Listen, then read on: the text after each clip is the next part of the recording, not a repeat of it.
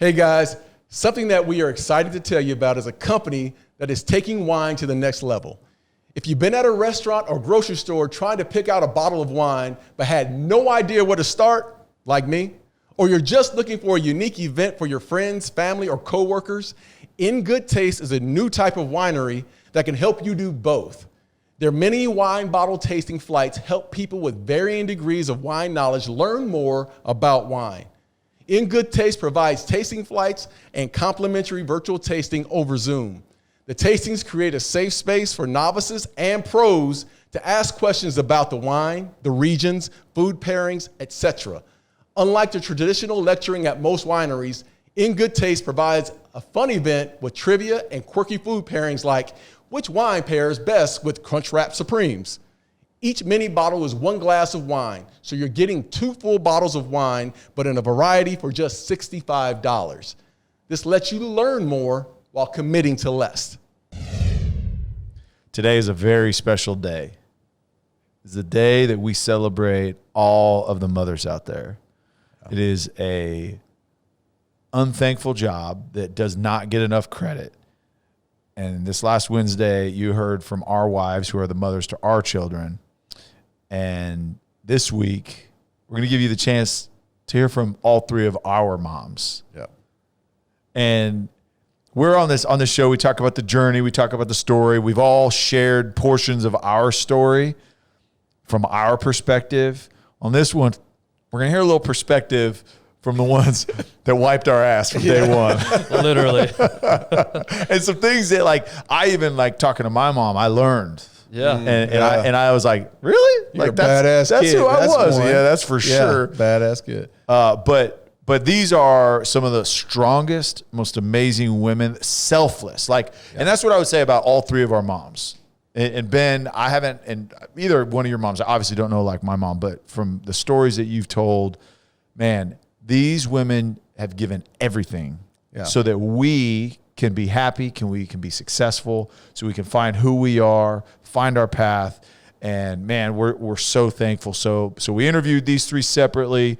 So you're going to hear from all of them. And I'll say this, just my perspective, and Darren jump in. But man, I've never had that kind of conversation with my mom. You know what I mean? It was something very different. Like I've interviewed a ton of people, and obviously talked to my mom. She's been there for me when I cried, when I broke up with a girl, or whatever it was. Like she's always been there, but it was a different conversation, and it was like I got to know my mom at a different level. Because you're a grown man now. And you sat across from the woman who raised you. And I had the same experience from sitting across my mother. It was a different experience. Not only did I have my mother on the show, but I had my sister who basically raised me as well. And I could look in their eyes and understand why I'm the person that I am. And because of the experiences I went through with them and how the things they went through in lives, like they poured those experiences into me as well. So, and there's a lot of love, man. I mean, I'm telling you, there's a lot of, I'm looking at my mom and thinking about the sacrifices that she made. And that's the part that I really enjoyed about interviewing her. Yeah, I said this, and you're going to hear in a second. I told this to my mom.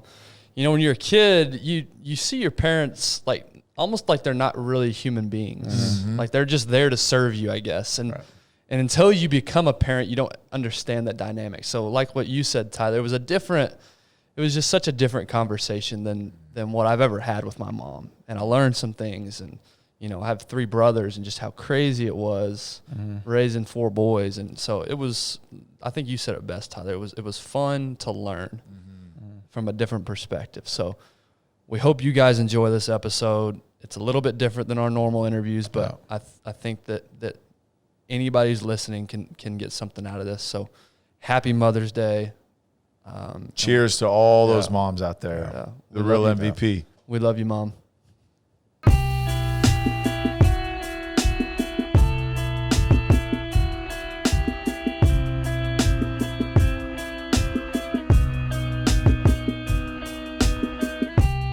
So growing up, my mother, of course, who's to my left, I call her Freddie B. But my mom, which I've told the story so many times, was my hero growing up.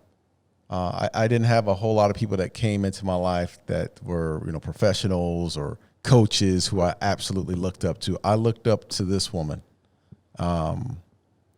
Freddie B. Luke,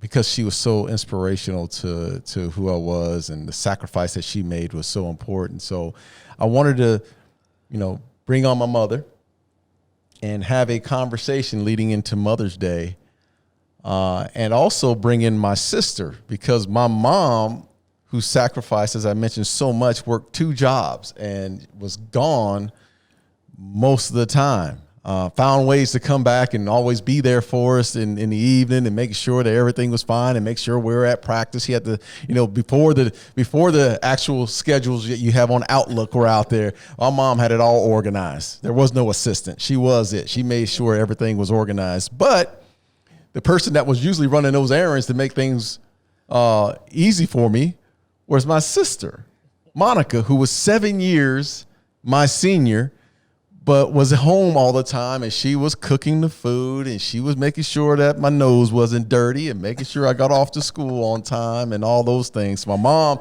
they used to always say, it rolls downhill. I can't cuss in from my mama, but it rolls downhill. Well, it rolls downhill. And my sister would take the brunt of it if I did something wrong, and then my sister would jump my butt as it went downhill. So I wanted to bring my sister, Monica, on because she was my second mom. So I got both mamas here right now for Mother's Day, and I want to start off with a simple question, because I knew I was a great kid. But I want to start off.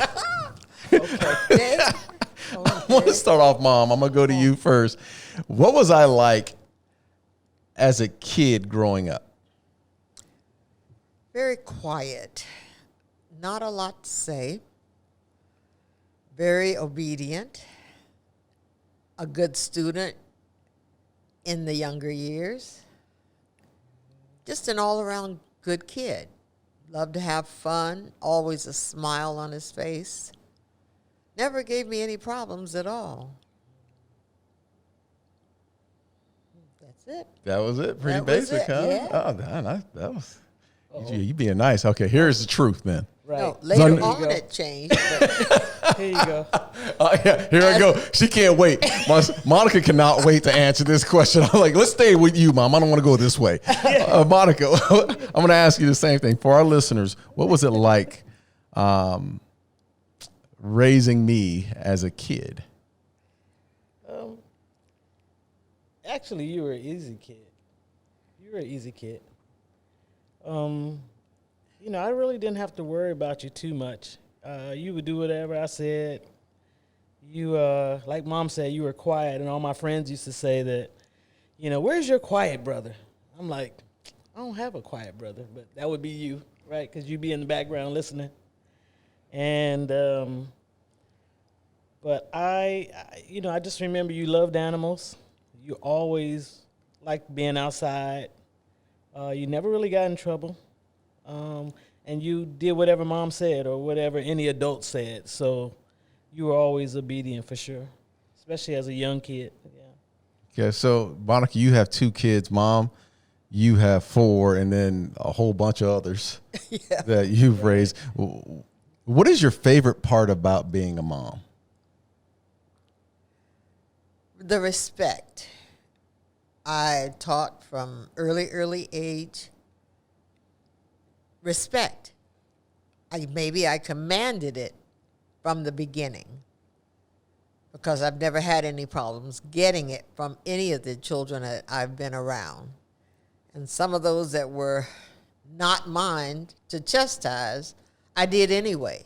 So the respect came in many, many forms. Mm-hmm. I think I could deal with most kids or, good, bad, and indifferent with just patience and time. But the basics of doing what you're supposed to do, listening to adults, always be courteous, come very early in life. And they don't leave if you keep reinforcing it. I think that was the best that I. Reinforcing it with Sometimes strength, sometimes a tone of voice, Yeah. sometimes just a look. Yep. You know, even at strangers' kids in the grocery store, you hear them screaming and crying, and you turn around and you just look at them, and they immediately stop. Okay, I got one question for you as we Okay. talk about it. And I got to go on. Yeah. I'll come back to you, See? sis. But Yeah. what did you used to tell us when we go into a grocery store? I mean, you don't have to say the whole thing, but what did you used to tell us before going to a grocery store? Don't ask for anything. You're not getting anything. I don't want to hear about it. That's the final thing. Okay, can I say how you actually used to say it? Yes. Okay, I've never really I'm cussed in trying front to of be mama. nice. I actually said it to my sons too. So go ahead. Yeah. Oh, well, sis, I'll let you say it. No, you go ahead. You go ahead. We used to pull up at the store, and my mom used to say, "I'm gonna say it. I'm sorry. Go right I ahead. apologize the way because I was gonna say, just look back in the car at all four of us, and she'd say, "Don't ask for shit because you ain't getting shit."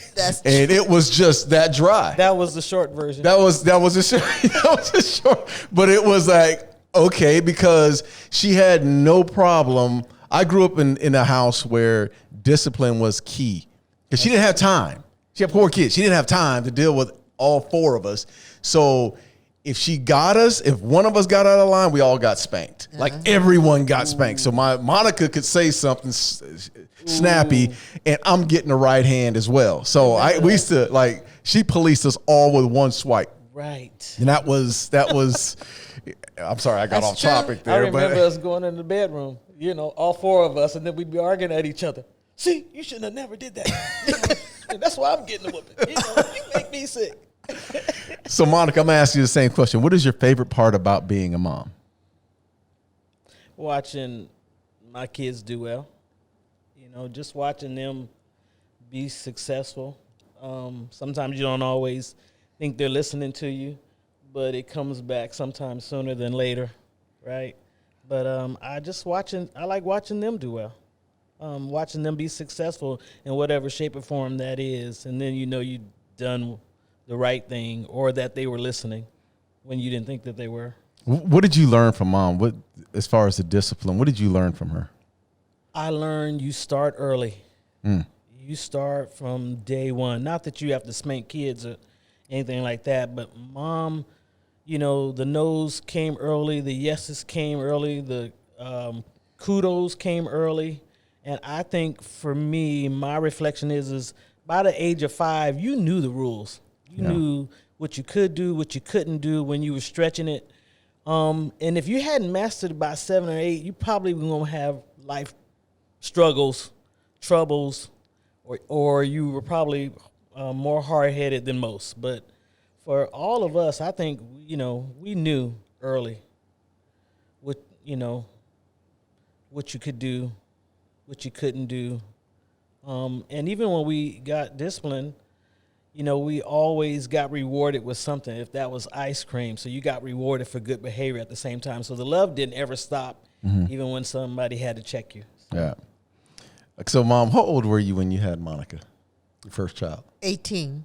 You were 18. Wow. Okay, so, and I gotta read this one. How did you balance your personal goals and what you wanted to accomplish with your role as a mother? At 18, I don't think I even had any goals. I graduated from high school at 16, and I wanted to join the military, but I was too young. I wanted to be a flight attendant, something to get out and see the world. I was too young for all of that, so all I could do is go back to school. So I went to a business college. And at 18, I had Monica. A year and a half later, I had Randy. 2 years later, I had Todd. And then almost 3 years later, I had you. So within 7 years, I had 4 children. So I can't say that I missed out on any personal goals. I think as the children came, they became my goals to raise them. And, my thoughts of the things that I wanted to do at 18 were gone because I had other responsibilities. And you just make life your goal to try to be healthy, do the best you can, raise your children so that they won't have a problem around other people or people with them, keep them out of trouble, keep them safe. So that actually becomes your goal. Now, once you got out of college, I think the first thing you said to me was, Mom, what can I do for you? And the next thing I said was, get out of my pocketbook.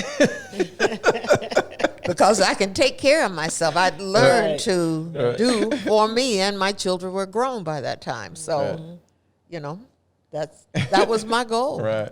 Well, Monica, how did you balance your own personal goals and then being a mother as well? I wish I could say that I did balance my personal goals with my own. But, I think I was lucky enough, I guess it's luck, that I didn't have kids early. Mm-hmm. I didn't have Shelby until he was like 28. Right. Until I was 28. Mm-hmm. So I had already done everything that I wanted to do. I got to have fun. I got to go to school. I got to, pursue jobs that I thought that I'd be interested in. So, but once I had kids, then that was mainly my primary focus in raising them the way I was raised. That, they come first. So yeah. But I had fun. I got to travel a lot before I had kids. So what advice, Mom, and Monica, actually, I'll start with you. What advice do you have for young mothers that are listening to this show? I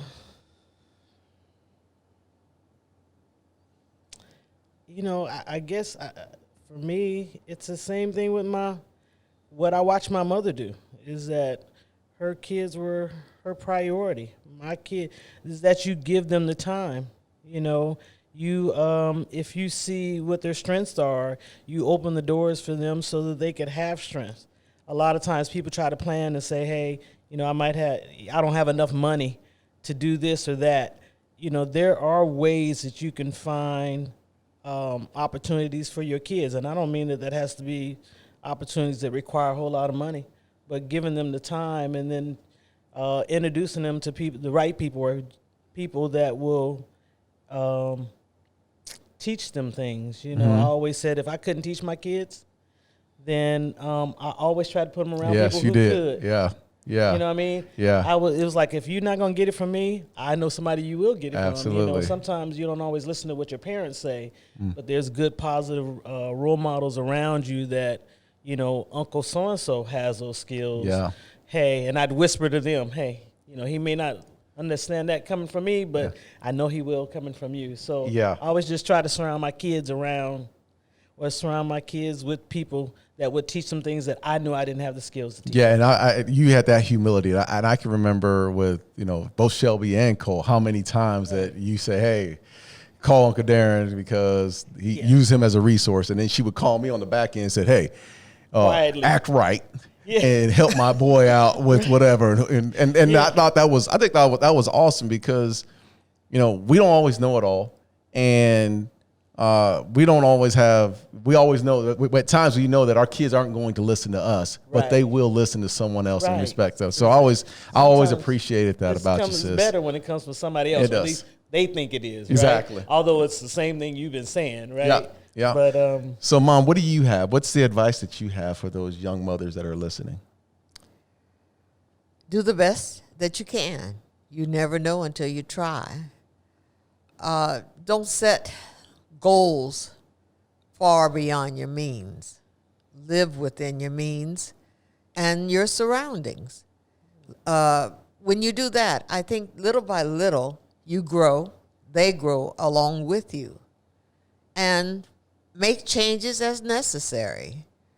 The first thing that I can think of is time. Time doesn't always cost money. Yeah. And you can sit there for an hour or do whatever time they have. When my kids were little, my bedroom was the meeting place. So they were all over my bed many, many mornings, especially Saturday or Sunday mornings. And we kind of hashed out the week's good and bad, and the weeks to come, the good and the bad, or how things were going to go. So I think having those little meetings, little did I know at the time, were influential to them, but that was my spot to hear from everybody. So give all the kids the time that you can. I also feel that as a young mother, especially a single mother, you can move mountains once you make it up in your mind that you have to do it. Because trying to depend on someone else that doesn't want to be depended on can be a hazard to your health and your children. So you be the leader, not the follower. Always the leader for them and those around you. Amen. We on the Darren Woodson show, Mom, on our podcast, that's what I talk about all the time, and I got that from you. Is like, you used to always say, "Ain't nobody gonna love you like you." That's right. If you want something, you go get it, because there's no one that's gonna give you handouts. And those are the meetings in the bedroom. That's right. That we would have, and it would be a little different, but it'd be start off with, "Baby, let me tell you something," and then they would go into this. So true. So on our show, we always have this question, and Ben Gibbs, my co-host, always asks this question, and it hits home for me every time he asks this question, because this is the most important question that we seem to ask our guests week in and week out. And I'm going to read it to you because I can't ask it like Ben does. So if you could go back to any point in your time as a mother and tell yourself one thing, where do you go and what do you tell yourself? I usually go to the pillow, which is usually where I tell all my sons to go if they need help. And when I mean that, I mean the pillow brings tears, screaming, getting rid of exhaustion or things that are on your shoulders that you can't shake. A good cry clears a lot of paths. Along with that comes pray. Just, you, like I said earlier, you can't do it by yourself, and only God can help you with that, because He is definitely the strength that you can depend on. So prayer really, really helps. And once you've had that good cry, you'd be surprised how many things you can tackle when you clear your face. All right, Monica. Ask the question again. All right. If you could go back to any point in your time as a mother and tell yourself one thing, where do you go and what do you tell yourself? That's a hard one. I think what I tell people now is enjoy your kids while you can. Enjoy them now. Enjoy them while they're young, because time flies and then they're grown and, have their own lives. But I wish I'd slowed down some when they were younger and not feel like I had to chase a rat race of working. I was going to school at the same time when the kids were younger, so I don't regret that. But I just think giving them time, there was times where I'd be moving around the house and the kids didn't mind as long as I was in the house. But you're moving around thinking, I got to clean up this, I got to go and shop or go and do this, all these different things in and around the house or away from the house. But just giving the kids, time, sitting down, spending time with them, enjoying them in the moment, if that means they're just playing cards on, in the family room. But I wish I had more time. I wish I'd given them more time. Yeah. That was it. And then that's our family. Time is everything for us. It is. And we've always had those discussions, and it's held with me all my life, is that the best time in life has always been around those I love. That's the best time. So true. It's not winning championships. It's not the actual. It's it's being around those that you care about. So, And as you get older, yeah, being around family means a lot more than it did when you were much younger. yeah, That's true. it does. It does. I just want to say thank you to both of y'all for helping me become the man that I've become, and the one that I'm going to continue to grow and hopefully, make you guys proud of. But I love both of you. You guys have you've been my heroes my entire life. So I love you both. Happy Mother's Day. We appreciate you. you, babe. Thank you. Appreciate you.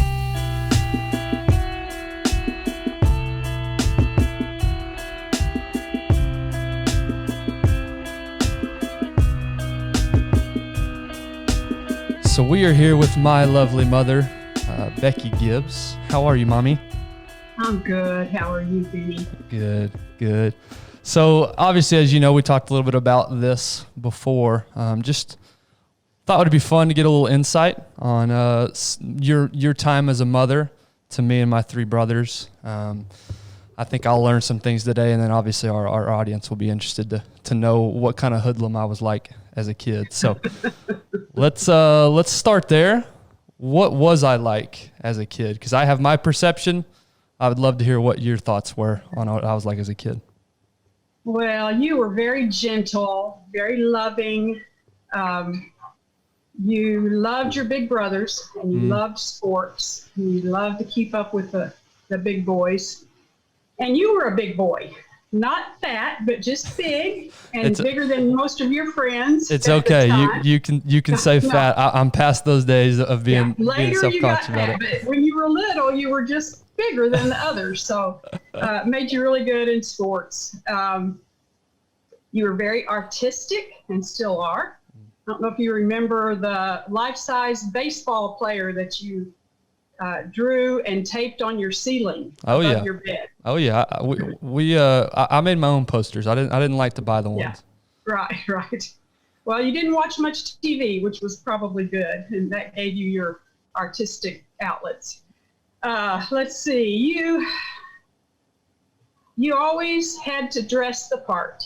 Whatever sport you were playing, you had the wristbands, you had the headband, you had whatever you needed to look tight to play right. That's I guess right. is what you used That's to right. say. Yeah, you don't look good, you don't play good. You don't play good, right. they don't pay good. That's right. But I mean, it went to the point where in soccer you would stop as you were dribbling the ball down the field to pull up your socks and tuck your shirt back in.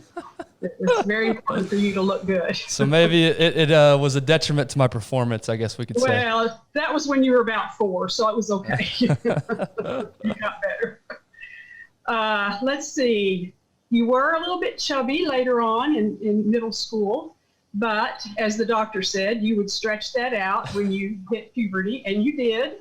Can't find an ounce of fat on you now. Well, what's funny is that you were obviously concerned enough to take me to the doctor and ask the doctor. Well, I didn't take you. I asked him. You weren't there. All you listeners, my mom thought I was fat. She took me to the doctor, and the doctor said I was okay. So Yeah, that's right. That's right. So once you started eating something besides hot dogs and chicken nuggets, you did a lot better. I did like me some hot dogs and chicken nuggets for sure. Yeah, you did. Yeah. Okay, that's enough about me. What about, because 3 brothers, so 4 boys run around the house. I'm going off script a little bit. I hope you don't mind. I What can remember. what was it like to raise that many kids in one house? Because I remember it wasn't just us either. There was all these people over at the house. So what was that like? Because you were tasked with keeping us all in check. Well, I'd always wanted a big family. So God blessed me with that. I wasn't exactly meaning big boys, but that's okay. I know that summer you all moved back home right before Lucas married. The house seemed really small with all you big boys in it. But as y'all were little, we just did what we could do to keep you all busy and get your friends over. And I didn't work full time. We made that choice that I would stay home most of the time. I did part-time jobs, but just trying to keep the house moving and keep things going. Yeah. So let's talk about. It was kind of wild. Yeah, let's talk about that a little bit. So I think as a kid, you look at your parents and you don't really see them necessarily as human beings. You just think they're just my parents. But what I've realized as I've become a father and Whitney, my wife, became a mother, that parents are just human beings as well. They have desires, they have goals, they have dreams. So what were some of the things that you were after, and how did you balance your personal desires and beliefs and dreams?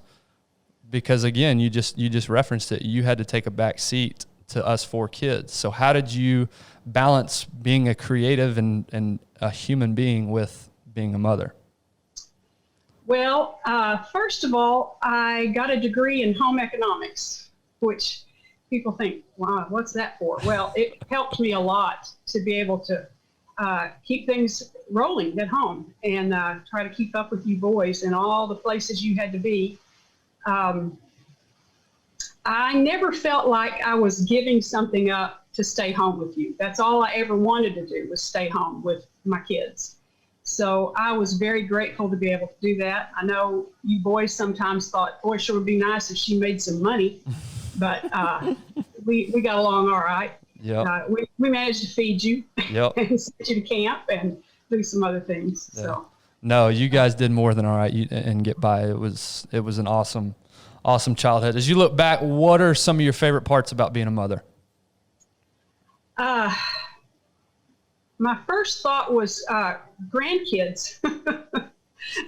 Skipping right over. Yeah, just skip over the kid part. But seriously, seeing how you boys, men, have become good fathers and good husbands has been a reward to me. And there I go with my crying. I knew I could do it. That was my goal, to make you cry at least once. You knew I'd do it. But no, when y'all were little boys and growing up, junior high, middle school and high school, the funnest thing was just the laughter. I grew up in a troubled home. And so just to see us all get along most of the time and laugh and have a good time was very rewarding to me. I'm grateful to God for that. Yeah. So going off scripting again, but what you just said made me think of a question. So how much of what you learned growing up in your household did you apply? Did you take those lessons? Did you not learn anything and you just kind of did your own thing? What was that like from the way you grew up? I think initially I thought, I'm not doing it that way. I'm going to do it differently in my family. And your dad, of course, helped a lot with that. He came from a big family, but that was very healthy in many ways. And so that really helped me to see that, no, parents can stay together, parents can love each other, and we can raise these kids and not think of them as secondary. Yeah, that's awesome. All right, last few here. What advice, you've been a mom for a long time now, over what, 38 years, 36 years? How old is Jay Brian? 38, 37? Yeah, 37, 38. Yeah, a long time. You've been a mother for a long time. And obviously a lot of our listeners are either going to be parents or they are parents of young kids. What's your best advice? What few things would you tell young mothers as they start this journey? Well, thinking about that, I remember literally wrangling 4 little boys, and all under the age of 6, and some well-meaning, sweet little old ladies coming up to me and saying, "Oh, honey, enjoy this time. It goes by so quickly." Mm-hmm. And me thinking, okay, then why don't you help me here? I'm having a hard time. So I'm not going to say that to the young mothers. Just enjoy the time. Yeah. I will say enjoy the journey, sure, but it is rough. But so my real advice would be to continue to nourish your relationship with your husband. Because yes, 38 years ago, I became a mother, but for the last 10 or 15 years, I've been just a wife at home with my husband, and it's back to us again. And if we hadn't nurtured our relationship throughout that rough time, it would not be fun now. Yeah. what sort of things to nurture the relationship? What sort of things did you do? Because that's a great point, and something that Whitney and I are living through is you do forget that you're married. You do forget that you're not just roommates raising kids. It's a marriage. And so what practical things did you guys do, or what practical things would you tell young mothers? Well, of course, date your husband. Y'all need to plan dates. And I know sometimes it's hard to find a babysitter. Sometimes it's hard to pay a babysitter. But switch off with your friends. If you have to keep 6 kids one night all at one time so somebody else can go out, that's great. Do that, and then they'll turnabout's fair play. But figure out a way that you and your spouse can spend some time together, and maybe even make a kid-free zone where you're not talking about the kids for just at least a little while. Yep. I know it's a big part of your life, and it's a lot of what you think about all the time, but it's also, you need to focus on your relationship. Yeah.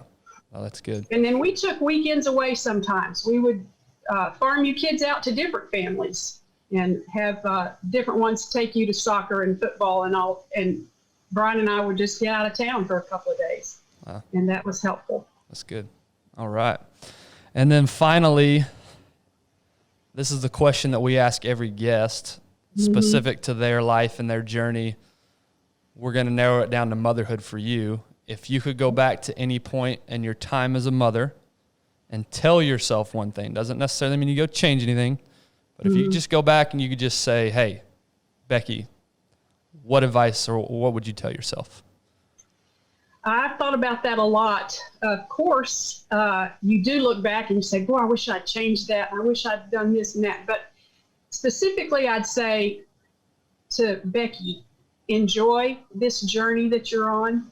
It's crazy, but it really does go by quickly. And you're not in it alone. And you've got lots of people around you, and let them help you. And God will lead these people in your life. And I look at you boys today and I say, yes, it wasn't all me and it wasn't all your dad. It was all the people that surrounded you. Yeah. And so I would just lean back into that and enjoy that. That's good. That's good. Well, it's like you were saying earlier, the enjoy the journey when you're in the thick of it is hard to grasp, and it's hard to take that advice because you've heard it, but it's hard to apply it, but it really is true. As I'm 4 years in already, which you can't believe that. But yeah, no, that's great advice. And I think anybody listening would love to hear that. Anything else? Anything I didn't ask you that maybe you wanted to discuss about motherhood? I guess there was a point I was just going to make about me working part-time all those years, cleaning houses, keeping other people's kids, being a missionary and all that. It wasn't a lucrative career. And so I'm going to depend on you guys to help support us in our retirement. Yeah. Oh, yeah. Don't worry. We got you, Mama. You did a great job. You did a great job. Well, I appreciate you for obviously this, but the 33 years of my life. I'm grateful for you and Dad and the way that you raised us. Obviously, a lot of the lessons that I apply to being a father now, and Whitney and I as we raise our 2 young boys. So very thankful for you. We love you, and happy Mother's Day. Thank you. I love you.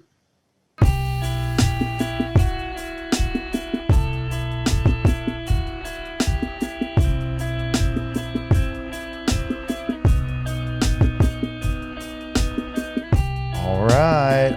Every time I bring us in, because I'm the designated bringer-inner, I always say, hey, we're really excited about the guest today. Really, truly honest this time, not the other times. It's probably my favorite guest that we'll have. So we get to talk to Mama Klutz, my mother. All the guys at Fresno State, that's what they know her as, is Mama Klutz. Always provided great food, great punch. Those guys, the punch. But really excited, and again, what I'm excited about is the 3 of us get to honor our mothers and everything that they did by just bringing you on and hearing your story, talk a little trash about us, give us the dirt. So we're gonna jump into it. But Mom, thank you so much for coming You're in. welcome. Thank So you for asking me. First question is, what was I like as a kid? Well, I thought about it today a little bit, and I thought, you know what, I'm going to tell him. He was the kind of kid he wasn't even, I don't even think he was 1 yet. And my mom got real excited. She was babysitting because I was a teacher. She moved her piano bench over, and she thought, okay, he is not going to get out of this room. You weren't even walking yet, Tyler. And you went over to the piano bench, and you literally lifted it and moved it so you could get by. And you weren't even walking. And I just remember her telling, he's really strong. He's really strong. And you've kind of been like that your whole life. Yeah. So when you say strong, 'cause I like this part, we can talk about me some more. But so, I mean, when you say that, but as a kid, I mean, I always kind of make reference to growing up and some of the experiences. You were never a baby. Never a crybaby. Never. Except the bees. You didn't like bees. You were kind did of not a like baby about bees. bees. Yeah. But you literally weren't. I remember you got really upset if I wouldn't safety pin a towel around your shoulders to be Superman so you could fly down the stairs. And you asked for football pajamas. That was one. Oh. No, those the Superman pajamas. Remember that? I thought you asked for I wanted the Superman pajamas, and you got me Superman pajamas. But they were pictures of Superman, and you I wanted the ones with the red underwear with the yellow stripe. Right. You're right. The ones with the pictures on it, yeah, I crushed you. Because you wanted the real thing. Yes, that's right. So you were a mother to 5, and I want to give a little backstory. So I am second of 5. It went boy, and girl. My mom, and maybe I get like the refusing to quit from you, and I think that I do, because she absolutely refused to quit until she got her girl. So where was that desire to be a mom? Where do you think that came from? Did you always have it when you were younger, or was it because I have been around a lot of moms, but I don't think that I've ever met anybody that just loved being a mom. I mean, not that it was always easy, but just loved being a mom more than you. And I saw that as a kid. But where do you think that came from? I know I loved to teach. I loved to be around kids. I loved the feeling, I don't know, of just seeing the happiness in you guys. You know, I loved that part. And when you guys smiled, I was smiling. You know, it was awesome. Okay, so talk about, take us to that conversation with my dad when you had number 4 and you were really hoping that number 4 was a girl and you had Barrett. What was that conversation like after Barrett when you're like, I think we need to go again? I had to sign a contract. He literally, your dad totally wrote out a contract, and I had to sign, even if it's another boy, we are not trying again. So I had to sign the contract. But it was a girl, so I didn't have to. And she has mentored other soon-to-be moms that really want to have girls, and she is really sure that you figured out the formula. Because he made you do research, right? Like, yes. How do we maximize our? We first went to Dr. Biernick. Maybe I shouldn't even say his name, but we spent like $300 that we probably didn't have. Yeah. And we sat there, and he literally fell asleep while he was talking to us in Berkeley. We paid $300, and he was telling us how you could spin the sperms and all this stuff. Well, yeah. So the final 2 minutes of the speech was, you have about 80% chance of a boy and 20% chance of a girl. And so it was just a waste. It was. I wasn't even going to try it. You already told me what I already know. Yeah, I already know that. So yeah, that was funny. But then I got a genetic counselor, and she helped me, and she gave me some ideas, and it worked. And we have Molly, and the world is better because of it, for sure. So you talked about you just love to see the joy in us, and you mentioned that you were a teacher, and I do remember you loved being a teacher, but there was a point when you stepped away from that to be a full-time mom, when financially maybe that was harder for our family, but why did you make that decision to be a full-time? And that was what I was going into first or second grade. It's first grade, I think it was. And you said, okay, and this was after Zach, so you're third.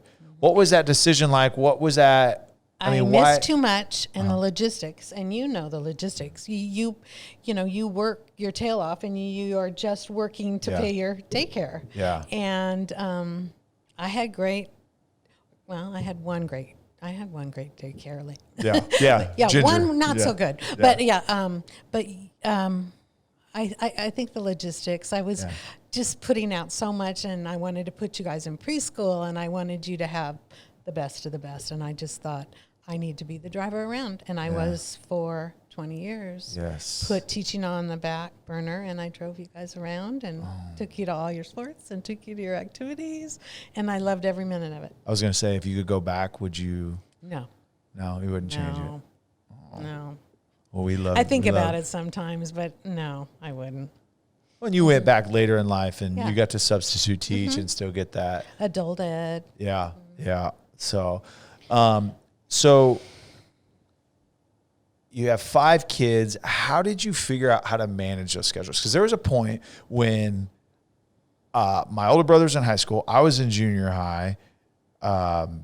Zach was in elementary school, and Barrett and Molly were in preschool. So 4 different schools. Actually, at one point there was 5. 5. Oh, Brad was at Fresno City. Yeah, that's right. Fresno City, Clovis High, junior high, and 2 elementary schools. Yeah. 2 different elementary. That's two different. Mm-hmm. 5. How did you? I don't know. It worked. But the part that didn't work was that we always had to wait for you. You were always the last one out of the locker room, and you'd say you'd be done at 5, but you would be 5:20. So dinner would always have to wait. For Ben, has Tyler. anything changed?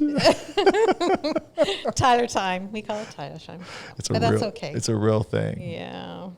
So, as you look back, is there anything that you would give advice to young mothers that you say, okay, because I know you're so grateful to be where you're at, but if there's some advice that you could go back and give to your younger self, what would that be? I would, see, Tyler, you would just go play, but I would tell the other kids, go outside and play. Yeah. And not worry, have a nice backyard and go play. Yeah. Go play. I entertain you guys a lot. I'd always have something for you to do, a craft or snacks. And, I had things for you to do, and I would let you be who you are more. Yeah. You didn't have a problem with that, Tyler. You were always who you were. Oh. You were always who you were. Oh. And I'm sorry, but you were. No, well, thank you. Good kid. I'm sorry. So here, and this is me being dad now, you being grandma. You can do that to my kids too. I did the other day. I actually you? watched them, and I said, Gia wanted to know, yeah, do you have any crafts? And I said, you know what? There's a whole playroom full of stuff. Why don't you go create something? Yeah. See, and so we are so lucky because you love being a grandma more than even being a mom, I think. Oh yeah. But Tiffany and I, we're so grateful, but you do so much all the time. It's planned, and she has activities and meals, and everything is so creative. And we just feel so bad because, you know what? It's a lot. It's my choice. Oh, It's I know. my choice. But our kids, they can just play too. I know. So do you want me to just, Well, look, it is your time with them, but Let I just me want to know, spoil. I want you to know how much we appreciate it, Tiffany and I. And I want that to be on the record because we're so lucky that we have, my kids have a grandmother, 2 grandmothers that really are so great. But I mean, for you specifically, as much time and effort as you put into them, we're so grateful But for just it. don't take that away. No. Don't tell me not to do that stuff because it's just Never would. Love it. Okay. So that was advice to yourself. What is some advice that you would give to moms today? Because it's very different. Maybe let's do that. Talk about how it's different being a mom today than versus when I was growing up as a kid. Well, like the inevitable, you don't let your kids run down the street and go play with kids anymore. You don't let them go to the park without you. It's just a different world. And I just... Explain what it was like when me and my friends or Zach. I find out stuff to this day that you've done that I didn't even know you did. And I'm glad I didn't know that you did that when you were doing it. Oh, Zach was telling me, your brother was telling me the other day that you guys would ride your bikes down to the creek and you'd ride all the way almost over to your grandma's house. To grandma's, in which grandma's was a good 10, 15 miles. Oh, yeah. I mean, maybe when I was a kid, it seemed longer because the distance was bigger. But I mean, it was a solid hour bike ride when we were supposed to be at the park or at the creek. Yeah, no. Yeah, We'd go to grandma's. Grandma would give us creamsicle soda. But I can't really punish you now because you're kind of a man now. So, but yeah, I find these things out. But yeah. So your advice to mothers today, what would you say is the things that they deal with? I mean, in their real things, I always thought that I wouldn't be this helicopter dad that stay out of the street. But it is. But what would you tell parents? I mean, mothers, yes, but parents today. I think let them be who they are and don't helicopter so much. Don't be heartbroken if your daughter doesn't want to dance or your son doesn't want to play football. Oh my goodness, they can be wonderful people. They don't have to be who you have your heart set on, and don't put yourself so. Let them be who they are. Oh, Love that. And they're all wonderful. So that's great. Okay, if you can think of one thing. If you could name one thing, what was your favorite thing about being a mom?